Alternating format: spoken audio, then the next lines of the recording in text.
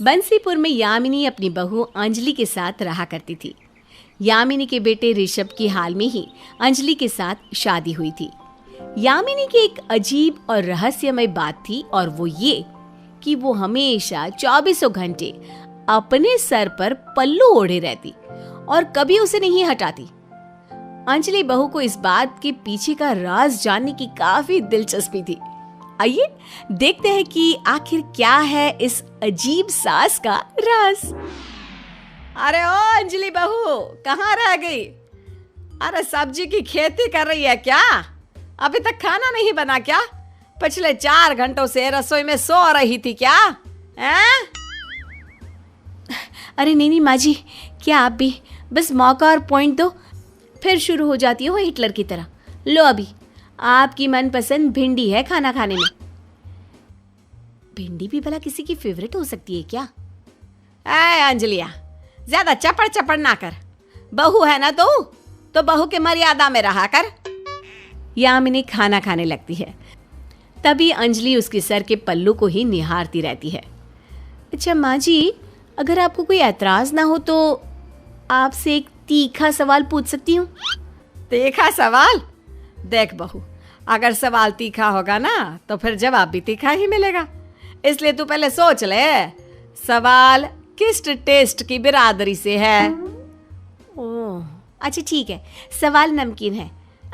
नहीं, सवाल मीठा है। सवाल मीठा है, हाँ। और सवाल ये है कि आप 24 घंटे अपने सर पर ये पल्लू क्यों ओढ़े रहती हो? मेरा मतलब आपकी तो कोई सास भी नहीं है, ना ही इस घर में आपसे कोई बड़ा और बुजुर्ग है, फिर भी। दरअसल एक बिहार की रहने वाली होने के नाते हम में ये परंपरा और रिवाज है कि औरतें शादी के बाद पल्लू ओढ़ के रहती हैं। अब चाहे वो दिन के 10 घंटे हो या 24 घंटे, उससे किसी और को क्या दिक्कत। और अब तुम जैसे मॉडर्न लड़कियां, तुम्हें तो मान मर्यादा लोक लाज की परिभाषा तक नहीं पता। फिर तुम लोगों में ऐसे पवित्र गुण कहाँ मिलेंगे हैं? अरे चल, ज्यादा ब्योमकेश बख्शी ना बन और चूल्हा चौका संभाल। यामिनी बात को तोड़ मरोड़ कर घुमा देती है, पर फिर भी अंजलि को ये बात सताई जाती है। वो हर घड़ी यही सोचती रहती है कि क्या बात हो सकती है, शायद माँ जी सच्ची बोल रही हैं। वैसे भी इतनी पूजा पाठी हैं और इतने रीति रिवाजों की पक्की भी है। नहीं यार, ऐसा कैसे हो सकता है? मेरी माँ भी तो पल्लू ओढ़ती है, लेकिन वो जब घर पे मेहमान और पापा नहीं होते तो पल्लू हटाती भी तो है। कोई तो और ही रीजन है। मुझे इस बात की तह तक जाना होगा। शक के मारे अंजलि अब अपने ससुर शिव शंकर के पास जाती है और उनसे पूछती है, पापा जी नमस्ते। नमस्ते बेटा। अच्छा हुआ जो तुम चाय ले आई। दिमाग की नसों में ना जंग छिड़ गई थी काम के बोझ के मारे। अच्छा ऐसी बात है, अब सर दर्द नहीं करेगा। अच्छे से अदरक कूट कूट कर डालिए मैंने, काफी राहत मिलेगी आपको। अच्छा पापा जी, आपसे एक सवाल पूछूं क्या? अरे पूछो, एक क्या 10 सवाल पूछ लो, तुम तो मेरी बेटी समान हो। ये माँ जी सारा दिन पल्लू ओढ़कर क्यों रहती है? क्या कहूँ बेटा, इस पहेली की कड़ी आज तक मैं भी नहीं सुलझा पाया। क्या मतलब? मतलब ये कि आज तक मैंने भी यामिनी को बिना पल्लू के नहीं देखा। बस इतना पता है कि उसके लंबे काले घने बाल हैं, लेकिन उसने उन्हें कभी छूना नहीं दिया। अंजलि ये सुनकर अब और भी ज्यादा व्याकुल हो जाती है। वो अपने पति ऋषभ से यही सवाल पूछती है, जिसके बदले ऋषभ का जवाब भी कुछ इस तरह होता है, नहीं अंजलि, आज तक मैंने भी माँ को बगैर पल्लू के नहीं देखा। पर तुम क्यों इतना डेस्परेट हो रही हो ये जानने के लिए? अरे कुछ भी तो नहीं। मैं तो बस यही पूछ रही थी। इतना क्या जले हुए टोस्ट की तरह शक्ल बना रहे हो? अरे हरदम साधु बनकर क्यों रहते हो? कभी तो 90s के हीरो की तरह मुझे कहीं डेट पर ले जाओ ना। हाँ ले जाऊंगा, फिलहाल खाना लगाओ, बहुत तेज भूख लगी है। यामिनी हर वक्त हर काम को करते समय अपना पल्लू ओढ़े ही रहती। जिसे देख प्रतिदिन अंजलि की आशंका और भी बढ़ रही थी। अब चाहे जमीन आसमान एक क्यों ना हो जाए, मैं इस पल्लू का राज पता करके ही रहूंगी। कोई कम टैलेंटेड नहीं हूं मैं, पूरा 5G की स्पीड से चलता है मेरा दिमाग। अब देखना कैसे लगाती हूँ नैया पार। अपनी सास के राज को जानने के लिए अंजलि अब कई सारे अजीबोगरीब पैंतरे आजमाने शुरू कर देती है। पहले दिन वो फर्श पर तेल गिरा देती है। अब देखना कैसे सासू माँ इस पर फिसल कर गिरेंगी और साथ में गिरेगा उनका पल्लू। यामिनी सौंफ खाते खाते आराम से चलकर आ रही थी और अचानक से फर्श पर से उसका पैर फिसल जाता है और वो कमर के बल गिरती है, लेकिन उसका पल्लू तो ज्यों का त्यों ही रहता है। मेरी मैया, अरे कम वक्त कल मुही, अरे खड़े खड़े तमाशा ही देखती रहेगी क्या, मुझे उठाएगी भी। हाँ, अंजलि यामिनी को उठाती है। दूसरे दिन अंजलि जानबूझकर यामिनी के सामने बैठकर हेयर ड्रायर से अपने बाल सुखा रही थी। अब देखना कैसे हेयर ड्रायर को मम्मी जी की तरफ घुमाऊंगी और हवा से उनके पल्लू के पीछे का राज पता चल जाएगा। और इस पर जैसे ही अंजलि हेयर ड्रायर यामिनी की तरफ घुमाती है, तभी सास गुस्से में बोल पड़ती है, लेकिन उनका पल्लू वो तो अभी भी टच से मस्त नहीं होता। अरे ओ नास पीटी, इसे मेरी तरफ काहे घुमा रही है? खुद ही अपने बालों की साफ सफाई करना इससे। मेरे बाल अब भी जवान हैं, तेरे ही पक चुके हैं। हाँ, ज्यादा मत बनो, अभी गलती से घूम गया था। अंजलि खाना बनाते वक्त सोचती है, कितनी बेवकूफ हूं मैं। कल इतना बड़ा तेल कांड कर दिया, तब भी पल्लू नहीं हटा, तो आज इस फुद्दू से हेयर ड्रायर से क्या जादू का करिश्मा हो जाता। ऐसे पल्लू ओढ़े रहती हैं जैसे कि फेविस्टिक से चिपकाया हो। लेकिन मैं भी हार नहीं मानने वाली। अब ये मेरे लिए चैलेंज बन गया है। जिन्होंने आज तक ना अपने पति ना अपने बेटे के सामने पल्लू हटाया, अब मैं उनके पल्लू के पीछे का राज जान कर ही रहूंगी। अंजलि अब कुछ देर तक अलग अलग तरकीबें सोचती रहती है, इधर से उधर घूमती रहती है। तभी अचानक आइडिया, मैं आज रात को मम्मी जी के कमरे में छुप कर बैठ जाती हूँ। वैसे भी पापा जी तो अपने दोस्तों के साथ तीर्थ यात्रा पर गए हैं, किसी के सामने ना सही, लेकिन अकेले में तो ये अपना पल्लू हटाती ही होंगी। यस, यही सही मौका है। तभी वहां पर यामिनी आकर अंजलि के सर पर हल्के से मारते हुए डांटती है, अरे तेरे नाक में हड़ताल हो गई है क्या? जलने की बू नहीं आ रही तुझे? अरे जा देख, सारा खाना जला दिया तूने। ऐसा कौन सा ख्याली पुलाव पका रही थी जो गैस पर रखा हुआ पुलाव भी नहीं दिखा तुझे? हाँ, अब अरे सॉरी मम्मी जी, मुझे पता ही नहीं चला। कमाल है, पूरे घर में जलने की बू आई, लेकिन मैडम को तनिक भर भी बू नहीं आई, वो भी इतने पास बैठकर। वो एक्चुअली पापा जी यात्रा पर गए ना अपने दोस्तों के साथ, तो उसी बात को लेकर उनके लिए चिंतित थी कि सही समय पर गोलियां तो ले लेंगे ना, और खाना पीना सोना सब कैसे करेंगे। आय मेरी बुढ़ाओ बहू, इतनी अच्छी की मूरत ना बन। मैं अच्छी तरह जानती हूँ कौन कितना पानी में है? चल अभी कोई और सब्जी ला। सब्जी का तो सत्यानाश कर दिया, जानती है कितनी महंगी हो गई हैं आजकल सब्जियां। गधेड़ी कही की। अब रात को काम खत्म करके मौका देखकर अंजलि चुपके से यामिनी के कमरे की अलमारी में जाकर छुप जाती है और अलमारी के अंदर के होल से बाहर देखने लगती है, जहां उसकी सास कमरे में आकर सौंफ खाकर सो जाती है। अरे यार, ये तो पल्लू उड़ के ही सो गई। मुझे लगा अकेली है तो पल्लू हटाएगी। कोई बात नहीं, रात भर यहीं रहती हूँ। सुबह सवेरे जब ये नहाकर बाहर आएगी तब देखूंगी। अच्छा खासा आइडिया लगाकर अंजलि पूरी रात अलमारी में ही बिता देती है। लेकिन उसकी किस्मत खराब कि पल भर के लिए उसकी आंख लग जाती है और जब उसकी नींद खुलती है तब तक सास नहाकर तैयार होकर कमरे से बाहर जा चुकी थी। अरे नहीं, ऐसा क्यों हुआ? मेरी नींद भी ना मेरी सबसे बड़ी दुश्मन है, कहीं पर भी आ जाती है। अब आज पापा जी आ जाएंगी, ये सुनहरा मौका भी मेरे हाथ से चला गया। फिर नहा धोकर अंजलि भी हॉल में आ जाती है। अरे बहू, मैं जरा मंदिर हो आती हूँ, आज वहां दूसरे गांव के साधु संत आने वाले हैं ना, जरा उनके बोल सुनाओ। तू भी चलेगी क्या? नहीं, मुझे दुनिया भर का काम पड़ा है, आप ही जाइए।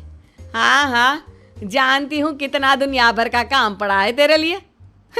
जा रही हूँ मैं, आने के बाद सीधा सो जाऊंगी, आज सुबह जल्दी उठी थी ना। हाँ, जाइए और आराम से आइए। यामिनी चली जाती है। अंजलि घर पर बैठकर खूब मेहनत से सास का राज जानने की तरकीब सोच रही थी। तभी उसे एक नई तरकीब सूझती है। आइडिया! सासू माँ अभी आकर सीधा सोफे पे सो जाएंगी। जहां तक कि मेरा एक्सपीरियंस रहा है, किसी और चीज से इनका पल्लू नहीं हटता, पर अगर ये खुद हटाए तो। अंजलि सोफे के तकिए पर खुजली का पाउडर छिड़क देती है और कुछ देर बाद जब यामिनी मंदिर से लौटती है और सोफे पर सोने जाती है, तो जैसे ही अपना सर तकिए पर रखती है, उसे खुजली आना शुरू हो जाती है और वो चिल्लाते हुए पागलों की तरह अपना सर खुजलाने लगती है। अरे आग लगे इस तकिए को। और तभी यामिनी का पल्लू उसकी सर से हट जाता है और उसी के साथ निकल जाता है नकली बालों का विग भी, जिसे देख पर्दे के पीछे छुपी अंजलि हैरान रह जाती है और सास के सामने आ जाती है। माँ जी, आप गंजी हो? हाँ, गंजी हूं मैं, देख ले बहुरिया। तभी वहां पर शिव शंकर और ऋषभ भी आ जाते हैं और वो भी गंजी यामिनी को देखकर हैरान और दंग रह जाते हैं। यामिनी, माँ, आपके बाल कहाँ गए? इसीलिए आप अपने सर पर पल्लू ओढ़े रहती थी ना, ताकि आपका नकली बालों का विग गिर ना जाए। अब यामिनी की आंखों में आंसू आ जाते हैं। हाँ, आप तीनों मुझे माफ कर दो, मैंने अपने जीवन का इतना बड़ा सच आप सबसे छुपाया। दरअसल जब मैं 19 साल की थी, तभी से मुझे परमानेंट एलोपेशिया हो गया था, एक ऐसी बीमारी जिसमें बाल झड़ जाते हैं और फिर कभी वापस नहीं आते। मुझे समाज में, आस पड़ोस वालों ने, कॉलेज में दोस्तों ने कई ताने मारे, खूब चिढ़ाया, जिसके कारण मेरा जीना काफी मुश्किल हो गया। जहां भी जाती लोग मेरा मजाक उड़ाते, मुझ पर हंसते। इसलिए मैंने ये विग लगाने का फैसला किया, जिससे इस समाज में चैन से जी पाऊं, वरना लोगों के ताने और हंसी से तो मैं मर ही जाती, कोई मुझसे शादी भी नहीं करता। यही है मेरे पल्लू ओढ़ने का राज। यामिनी की कहानी सुनकर अंजलि, शिव शंकर और ऋषभ की आंखें भी भर आती हैं। यामिनी, तुम ना एकदम पगली हो। किसने कहा कि तुम बदसूरत हो? अरे पूरी कायनात में तुम जैसा कोई नहीं। तुम्हें पता भी है, अंदाजा भी है कि तुम कितनी खूबसूरत हो। हाँ माँ जी, गंजेपन के कारण आप अपने आप को कमजोर मत समझिए। बाल नहीं भी है तो क्या हुआ माँ, मेरी माँ दुनिया की सबसे बेस्ट और ब्यूटीफुल माँ है। और हाँ, आज से आपको ये वादा करना होगा हमसे कि आप बिना समाज वालों से डरे, बिना पल्लू और नकली बाल लगाए घूमोगी। नहीं बहू, ये ना हो पाएगा मुझसे। यामिनी, तुम डर क्यों रही हो? मैं तुम्हारे साथ हूँ। तुम्हारे बेटा बहू दोनों तुम्हारे साथ हैं। अरे दुनिया तो परिवार में बसी हुई होती है, और वो कहावत तो तुमने सुनी होगी, कुछ तो लोग कहेंगे, लोगों का काम है कहना। इस तरह परिवार वाले यामिनी को समाज में बेझिझक होकर गर्व से चलना सिखाते हैं और कदम कदम पर उसके संघर्ष के साथी बनते हैं, जिसके चलते धीरे धीरे यामिनी भी अपने आप से प्यार करने लगती है और अपने आप को कमजोर नहीं समझती। मेरी लॉटरी लग गई, मैं अमीर बन गई। मैं अमीर बन गई। अरे क्या हुआ मंदा, इतना शोर क्यों मचा रही है? अरे इतने सालों के बाद मेरी लॉटरी लगी है। मैं अमीर बन गई। अरे वो सब तो ठीक है, लेकिन इतना ढिंढोरा पीटने की क्या जरूरत है? आज के जमाने में तो अपनी रोटी भी छुपा के खानी चाहिए। हाँ, तू सही कहती है, लेकिन मैं क्या करूं? लॉटरी जीतने की खुशी मुझसे बर्दाश्त नहीं हो रही। मंदा की लॉटरी लगते ही उसकी जिंदगी पूरी तरह बदल जाती है। अरे मेरी बेवकूफ पत्नी, पता नहीं भगवान तुम्हें अकल कब देगा। अब क्या हो गया? अरे वहां विजय भैया और मीना भाभी माँ को जो लॉटरी के पैसे मिलने वाले हैं वो पैसे हड़पने के लिए उनकी चापलूसी में लगे हैं, और तुम यहाँ बैठी टीवी देख रही हो। कहीं ऐसा ना हो कि सारे पैसे वो लोग हजम कर जाए और हम हाथ मलते रह जाएं। आप फिक्र मत करिए जी, मैंने भी कोई कच्ची गोटियां नहीं खेली है। वो मीना की बच्ची को तो मैं देख लूंगी। इस तरह पैसों के लालच में मंदा की दोनों बहुएं उसकी खातिरदारी में लग जाती है। ये लीजिए माँ जी, मैंने आपके लिए गर्मा गर्म गाजर का हलवा बनाया है। तभी वहां नेहा आ जाती है। अरे रुकिए माँ जी, मैं आपके लिए आलू के पराठे लेकर आई हूँ। और दीदी, ये आप क्या कर रही हो? आपका दिमाग तो ठीक है ना? इस उम्र में माँ जी को इतना मीठा खिला के आप उन्हें मारना चाहती हैं क्या? कहीं उन्हें डायबिटीज हो गई तो? अरे डायबिटीज हुई तो नहीं ना। देख, तू ज्यादा डॉक्टर बनने की कोशिश मत कर। चलिए माँ जी, आप ना ये गाजर का हलवा आराम से खाइए। नहीं माँ जी, आप ना आलू के पराठे खाइए। अरे हटा तेरे ये आलू के पराठे। खबरदार दीदी, तमीज में रहिएगा वरना लड़ाई हो जाएगी। हाँ अच्छा, तू मुझे धमकी दे रही है? आजा, मैं भी देख लेती हूँ तुझे। दोनों बहुओं को झगड़ते देख मंदा बोल पड़ती है। अरे नालायको, तुम दोनों शांत हो जाओ। मैं गाजर का हलवा और पराठे दोनों खा लूंगी बस। अब तो ये रोज की ही बात हो जाती है। दोनों बहुएं सुबह से शाम तक मंदा की सेवा में लगी रहती हैं। दूसरी तरफ अजय और विजय भी अपनी माँ की खातिरदारी में कोई कमी नहीं छोड़ते। कभी जो बहू बेटे मंदा से सीधे मुंह बात नहीं करते थे, आज उसे पलकों पर बिठाकर रखने लगे थे। माँ देखो, मैं तुम्हारे लिए नया बेड लेकर आया हूँ और ये मुलायम बिस्तर भी। आज से तुम्हें जमीन पर सोने की कोई जरूरत नहीं है। हाँ। तभी विजय हाथ में बड़ा सा टीवी लिए कमरे में दाखिल होता है। देखो माँ, मैं तुम्हारे लिए नया टीवी लेकर आया हूँ। अब तुम ना आराम से अपने कमरे में बैठकर टीवी देखना। अरे माँ जी, आपको तो बहुत पसीना आ रहा है, आराम से बैठिए, मैं पंखा चला देती हूँ। अरे बेटा, यहाँ तो बड़ी गर्मी हो रही है। अच्छा ये बात है, तुम फिक्र मत करो माँ, हम कल ही तुम्हारे कमरे में एसी लगवा देंगे। अगले दिन लगता है मैंने पिछले जन्म में बहुत अच्छे कर्म किए थे जो मुझे इतने अच्छे बेटे और बहू मिले हैं। अरे बेवकूफ औरत, ये सब के सब नालायक तेरी सेवा के नहीं बल्कि मेवा खाने के पीछे लगे हैं। एक नंबर के चालबाज हैं। पैसों के लालच में रातों रात रावण से राम बन गए हैं। मंदा की लॉटरी लगने की खबर आग की तरह पूरी रिश्तेदारी में फैल जाती है।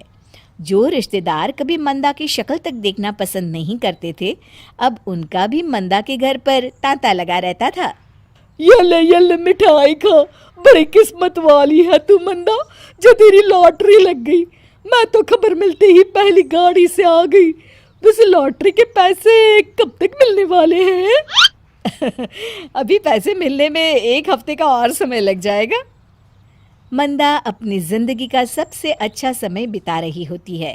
कुछ दिनों के बाद, चलिए माँ जी, आज पैसे मिलने का दिन है, लॉटरी ऑफिस जाकर पैसे लेना है ना? हाँ माँ जी। थोड़ी देर के बाद वे सभी लॉटरी ऑफिस पहुँचते हैं।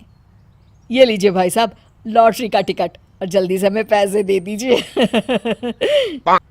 लॉटरी अधिकारी टिकट चेक करते हुए कहता है, अरे ये क्या, आप लोग यहाँ मजाक करने आए हैं क्या? क्या मतलब? आप कहना क्या चाहते हैं? पैसे मिलने में और कितनी देर लगेगी? जल्दी कीजिए ना, हमारे पास टाइम नहीं है। तुमने अखबार में जो रिजल्ट देखा है वो इस महीने का है, और तुम्हारा ये टिकट अरे 2 महीने पुराना है।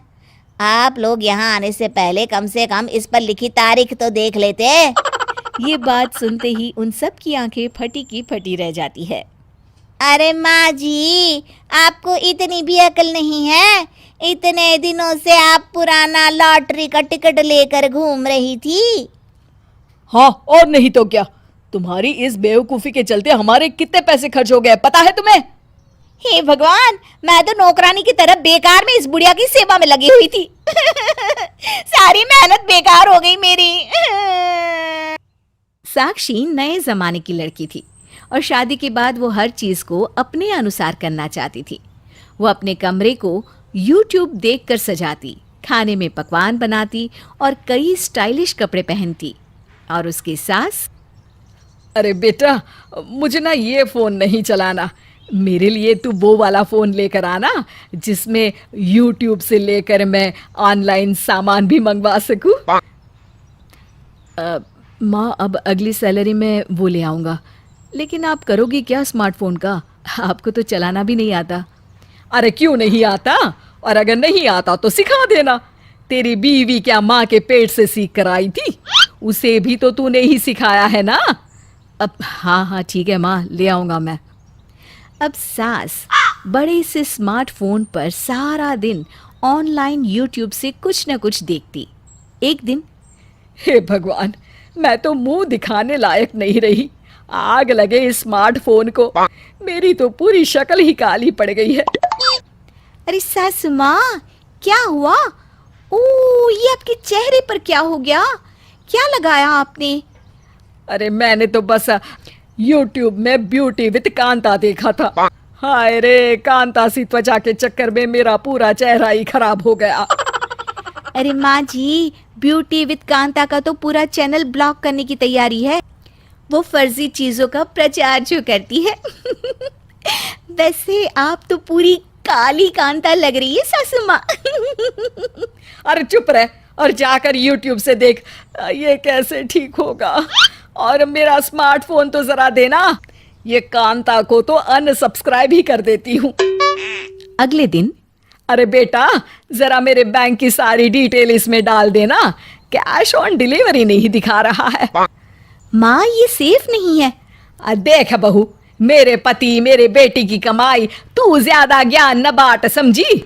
अरे खुद तो सारा दिन ऑनलाइन शॉपिंग करती है, वो सेफ होता है क्या? चल डाल सारी डिटेल।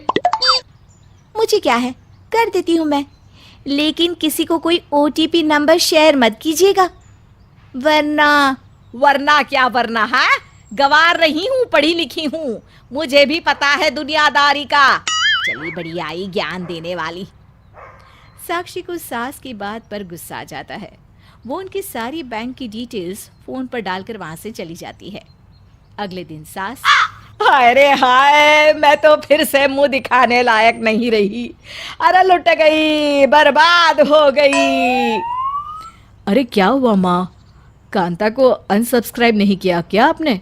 अरे बेटा क्या बताऊं, बड़ी प्यारी सी बच्ची ने मुझे कल फोन किया, लगा अपनी ही बिटिया हो। बोली 4 नंबर का OTP तो बता दीजिए मौसी।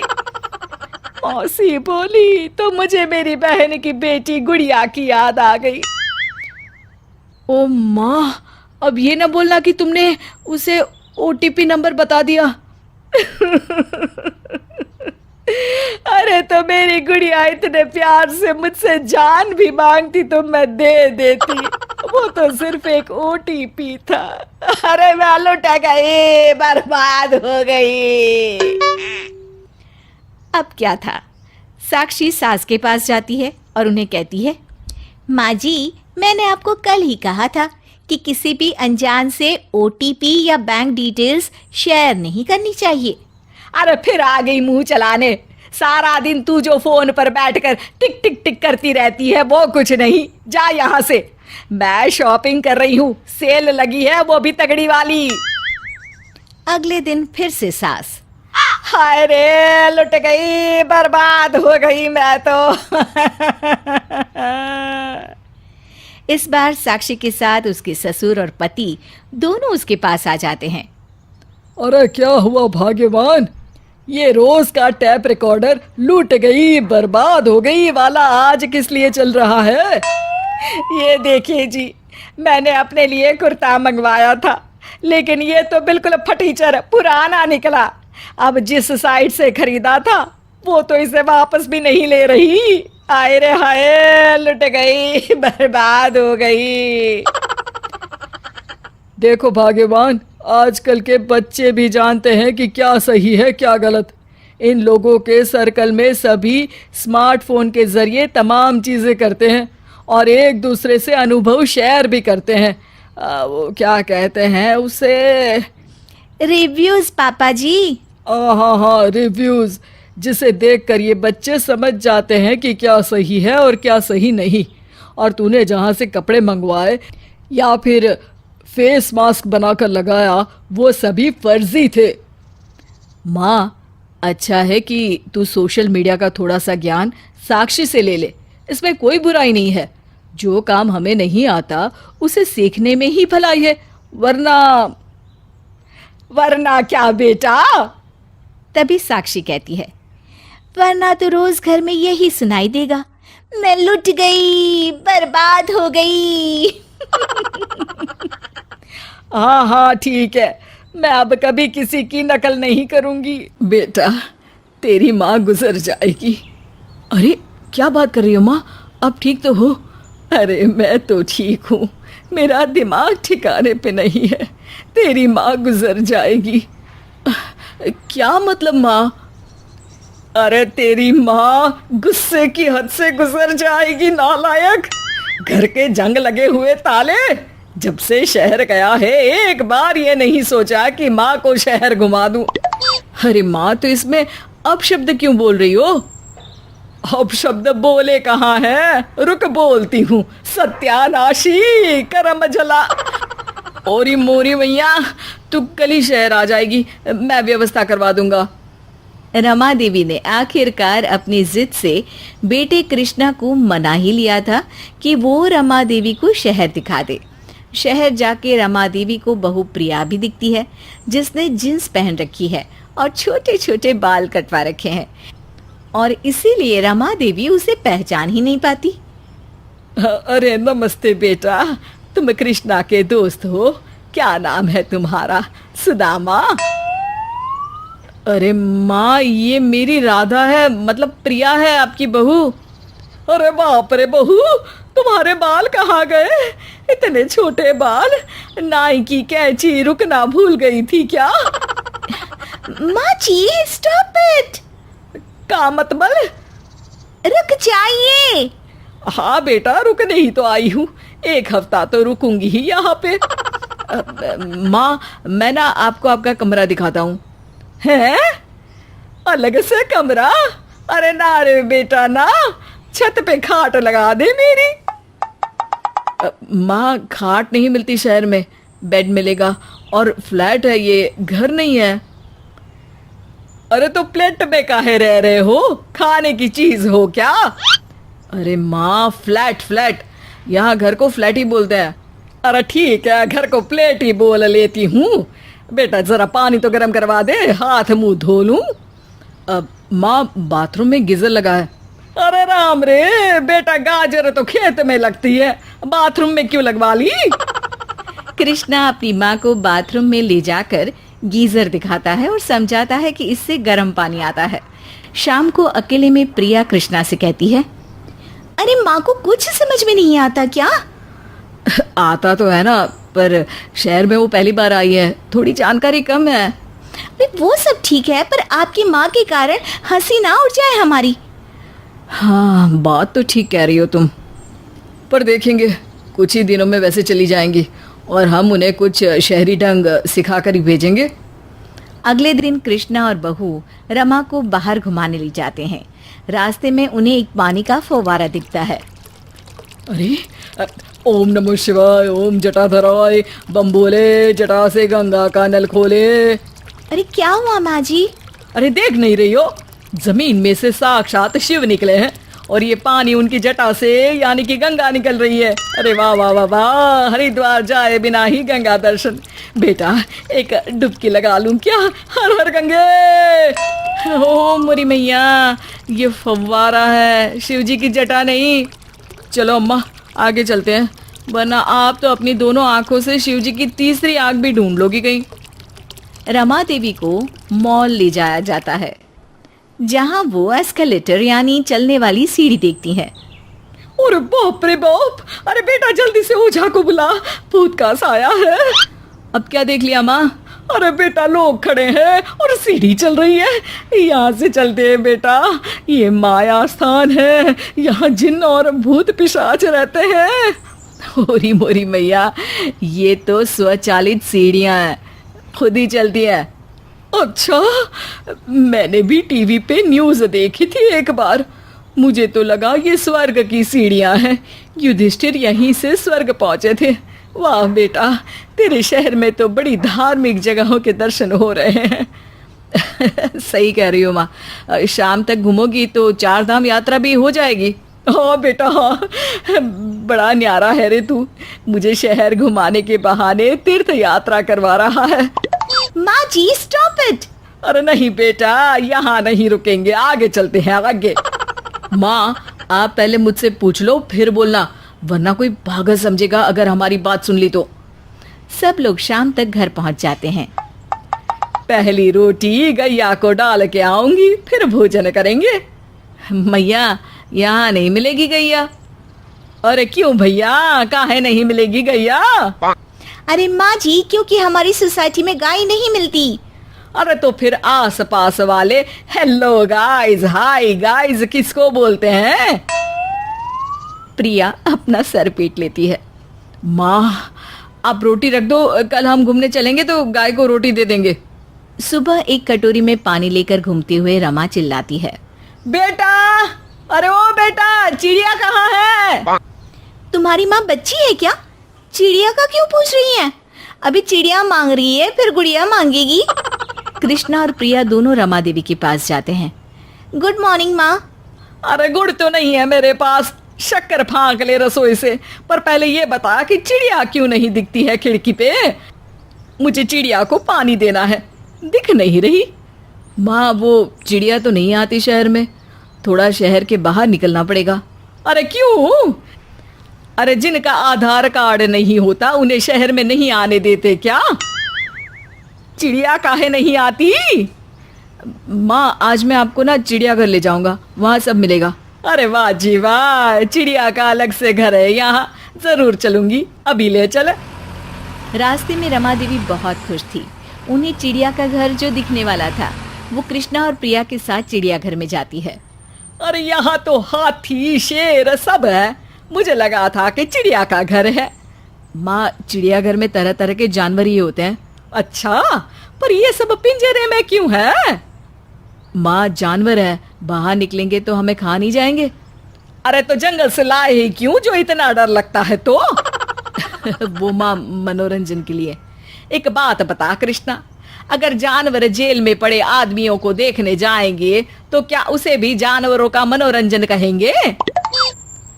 माँ के मासूम सवाल ने कृष्णा के मन पर वार किया था। प्रिया और कृष्णा जो अब तक देहाती माँ को थोड़ा कम समझदार समझ रहे थे, उन्हें समझ आ गया था कि माँ को चीज़ों की जानकारी भले ही कम हो, लेकिन इंसानियत का ज्ञान उनमें खूब है। माँ हम आज ही शहर से बाहर रहने चले जाएंगे, जहाँ चिड़िया, गैया और कुत्ते मिले, ताकि हम उनके साथ प्यार से रहें। अरे कोई ज़रूरत नहीं है, तुम वहाँ जाओगे तो और लोग जाएंगे और चिड़िया वहाँ से भी भाग जाएगी। कोशिश करो कि किसी तरह जानवर खुद तुम्हारे पास आ जाए, तुम वहाँ ना जाओ। और हाँ, जानवरों का घर जंगल होता है, चिड़िया घर नहीं, गधा कहीं का। कहाँ है गधा? अरे तुझे कह रही हूँ मूर्ख। कहाँ तो कृष्णा अपनी माँ को शहरी ढंग सिखाने वाला था, मगर देहाती माँ ने उसे बड़े काम की बात सिखा दी थी।